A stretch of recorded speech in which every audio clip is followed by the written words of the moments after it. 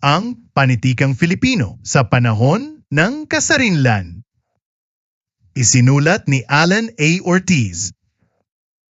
Sa panahon ng Kasarinlan, mula 1946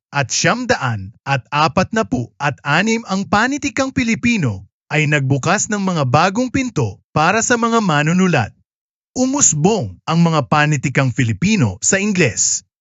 Pagkatapos ng ikalawang digmaang pandaigdig ay naging mas produktibo ang mga manunulat sa Pilipinas.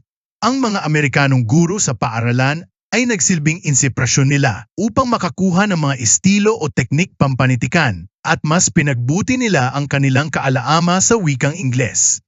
Ilan sa mga akda at manunulat ay sina Paz Marquez Benitez na kinilalang unang manunulat sa Ingles at sa kanyang tanyag na isinulat ay Dead Stars. Kinilala sa kanyang makabagong estilo ng pagsulat ng tula ay si Jose Garcia Villa na puno ng imahinasyon at malalim na kahulugan at ang isa sa kanyang tula ay Lyric 17.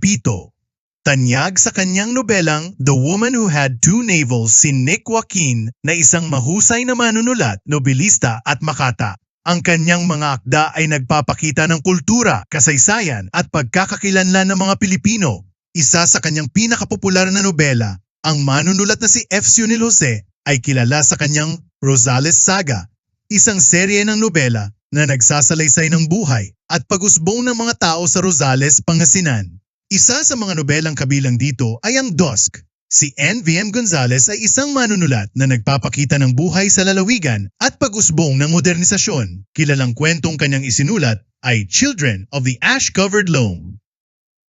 Ang tema ng mga panitikang Filipino sa panahon ng Kasarinlan ay nagpapakita ng pananampalataya, alamat, pamahiin, katang-isip, sosyal na problema, kahirapan, pagkatatlo sa mga uri, politika, pampabansang pagkakakilanlan, dayuhang dominasyon, pangangalunya, moralidad at sexualidad.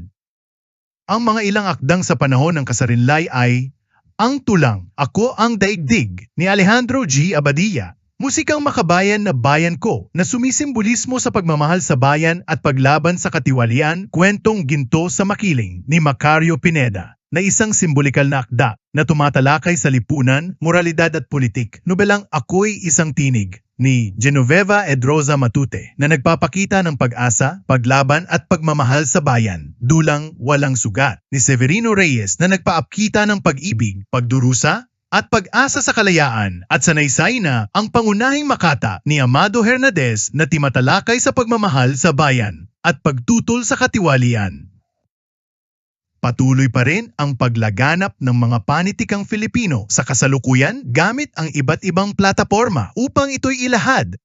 Nanantili pa rin ang mga ganitong tema at mas lumalalim ang pagtalakay dahil sa pag-unlad at pagbabago ng panahon na nagsisilbing paksa ng mga akda.